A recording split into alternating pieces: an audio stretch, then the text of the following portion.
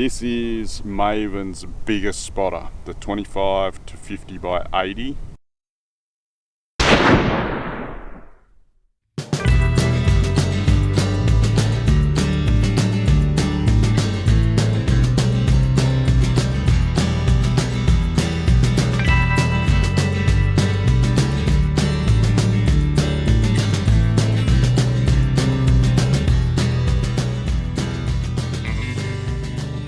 G'day everybody.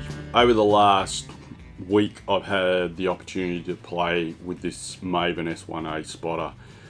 It is the biggest spotter in the Maven lineup.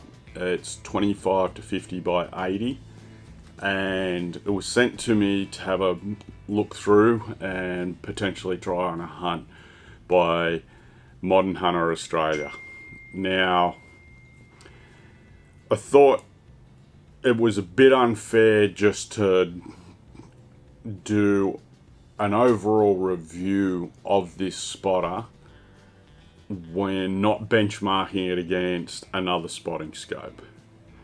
So where I landed was, I thought I'd compare usage of this spotter with the 18 by 56 Maven binoculars, which I purchased early or late last year.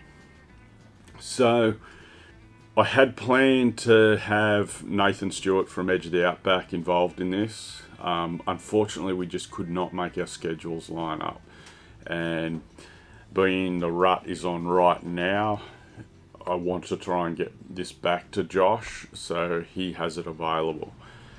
Now, firstly, on its own merits, exceptionally good bit of kit. Once again, Maven have done a great job on construction. It feels beautiful.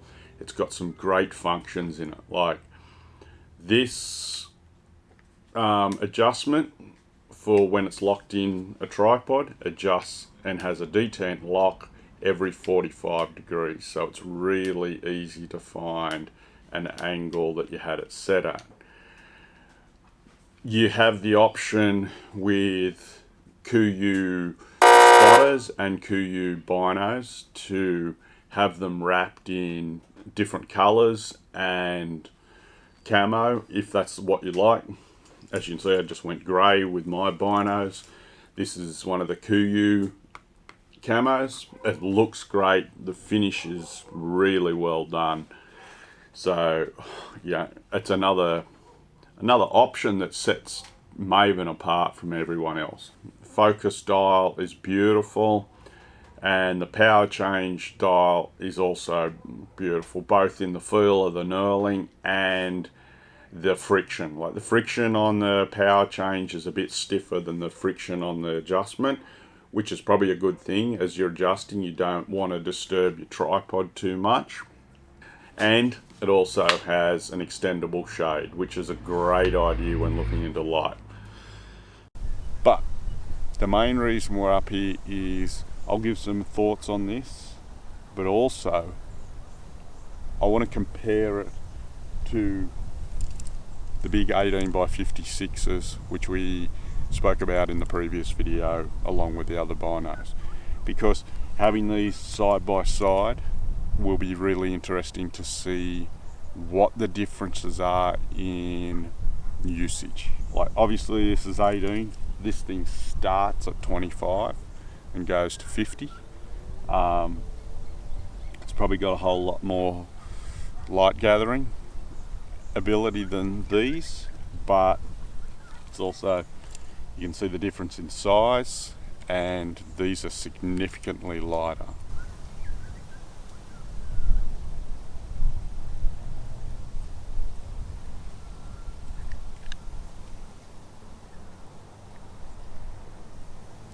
Now, as I suspected, but right at the wrong time, my old Leica Rangemaster 1000, which was a show second, I bought it out of America after one of the SHOT shows, recode.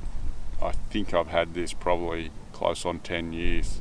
Yeah, to be 10 years. It'll be going into its 11th year now, and yep, the red square is coming up, but it's not ranging.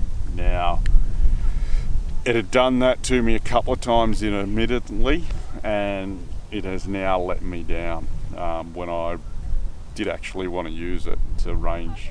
We've got some horses out here, so that's where our goats are, down in there. Just glassing around over into that. Those clearings are over in that shadow in there.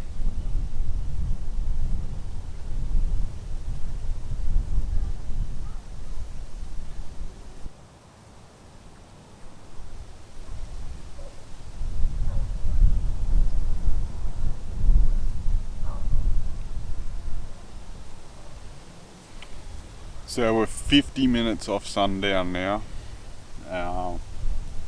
I'm just looking into that clearing across there, and really to get a good view into it, I've had to drop back to 25. So even with the 80 mil objective, I've had to get back to 25 power to give me a good look in it. Now,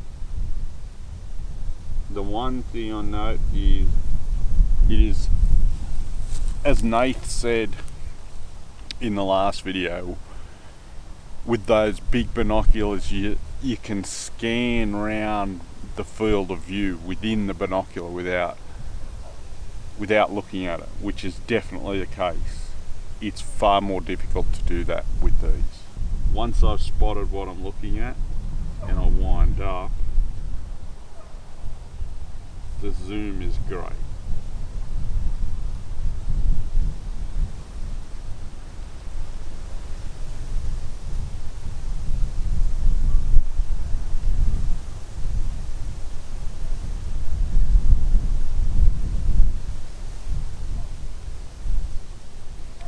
But the focus is far more critical. And like I said, I've zoomed up to 40 power, and I really have lost the image, the quality of image of what I was looking at in that shadowed timbered area.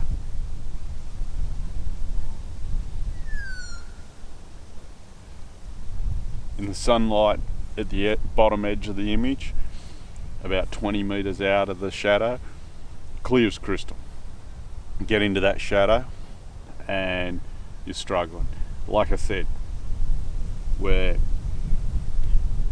about 45 minutes off sundown, so we're getting into prime time now. I'll switch over to the Binos and see what I can see there.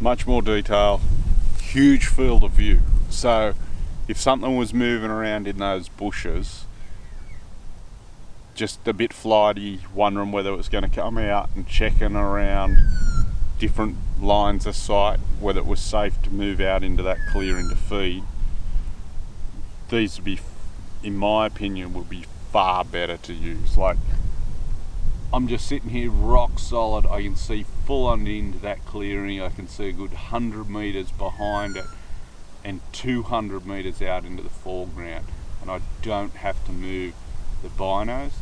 I can see the clearing a good, I easy see a good 100 meters each way.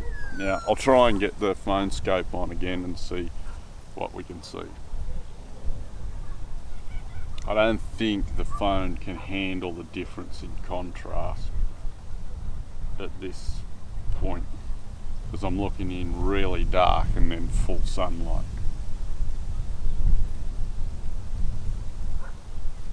it's just flaring out.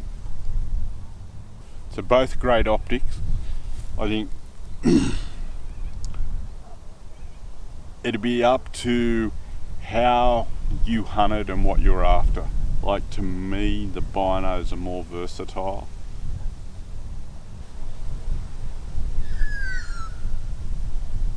Interesting thing that we never did whilst we were up last time was check for lens flare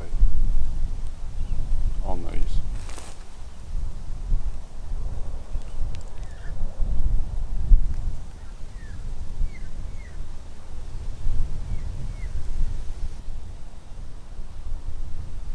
I'm looking straight out here, the sun is there, and I am not getting any flare on these lenses at all.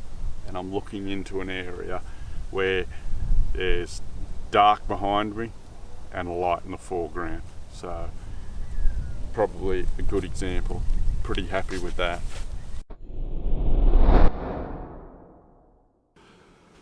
More down to specifics. I think the first thing that's worthy of talking about is if you're going to consider a spotter.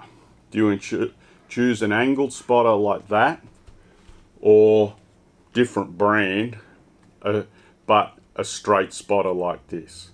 Now, the Maven is available in both angled and straight. For me, if I was going the spotter, it'd be hands down the straight spotter. Why is that? Because I've always had a problem with an injury, neck injury, and sitting there looking like this, bent over, is a bugger.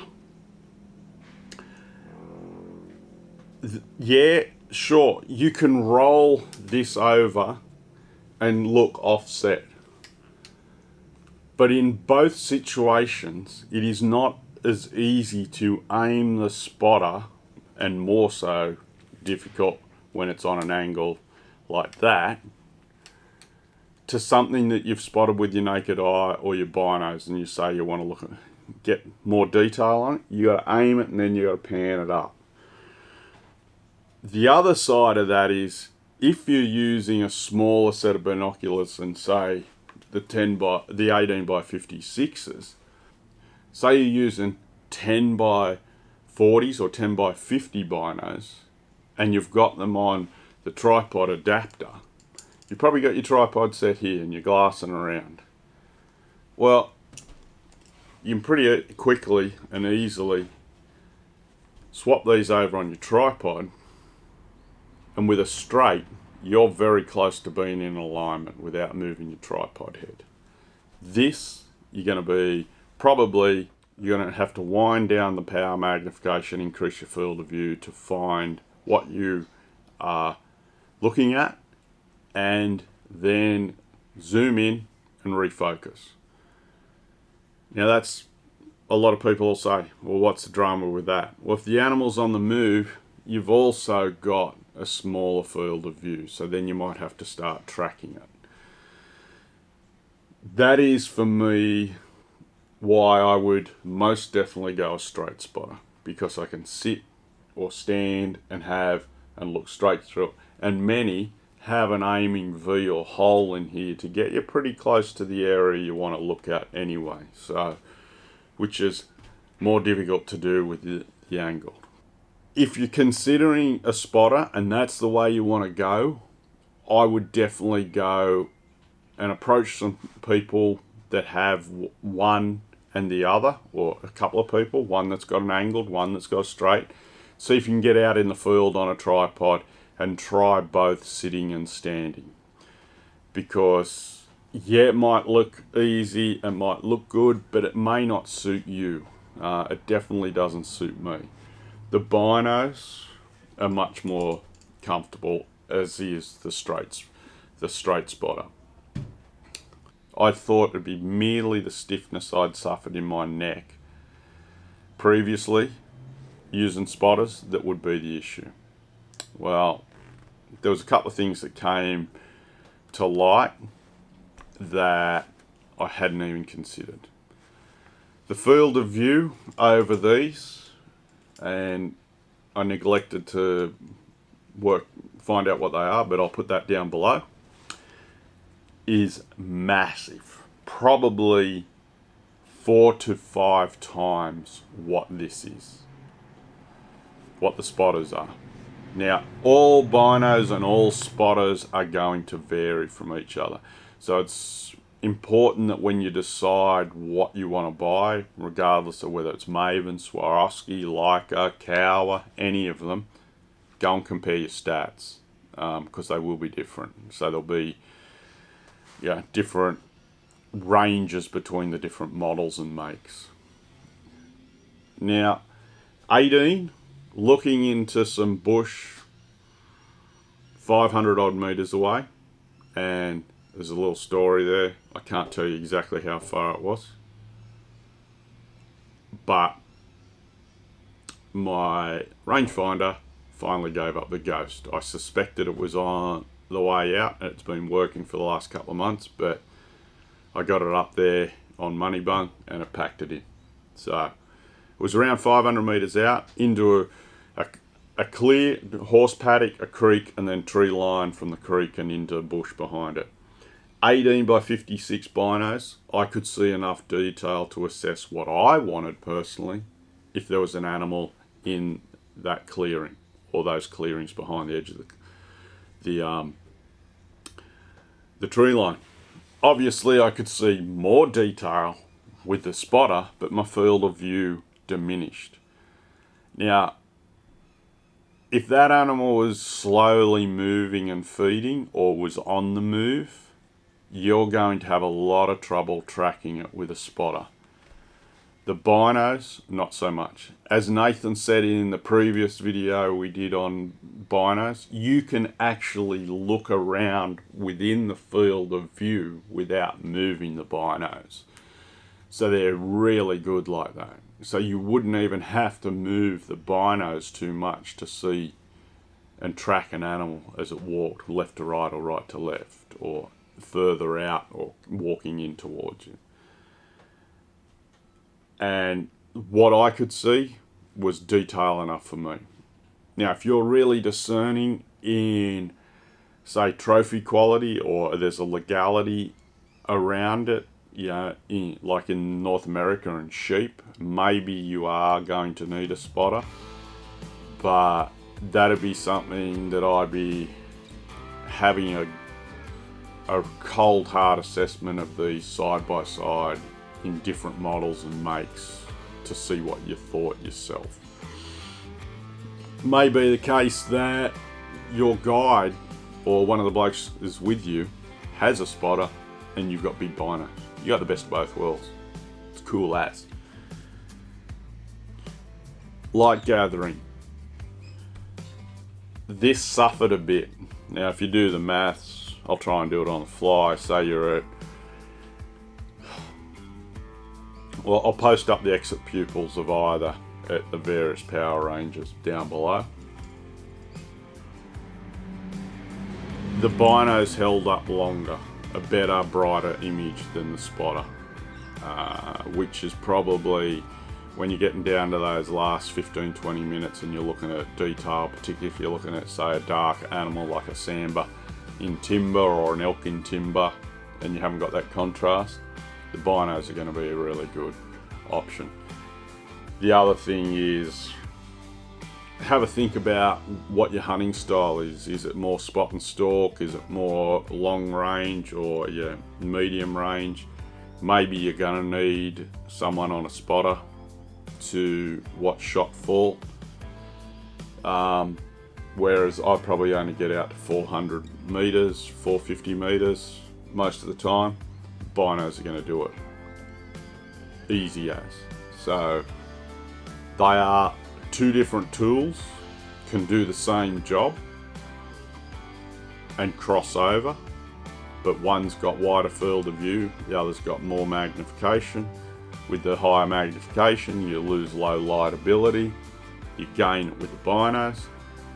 So it's things to consider. And if you can get the opportunity to get out in the field and compare the two and compare the different types, straight, angled, you going to be a lot better off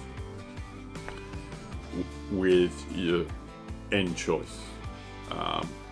As Nathan and I said last video, better off buying once, crying once in terms of quality. Well, whether you buy these or those, whether it's the big Swaros or the big Swaro spotter, same deal. Do your research. Find out what suits you. Don't go off other people's recommendations. Yeah, by all means, if they say it's a great bit of kit and it's quality, that's good. But they say it's the greatest thing on sliced bread, since sliced bread, it might be for them, but does it suit you? And I think that's where the key comes to. Does it suit what you want to do and how you hunt? Ask yourself those questions before you lay out your money. Thanks a lot, guys.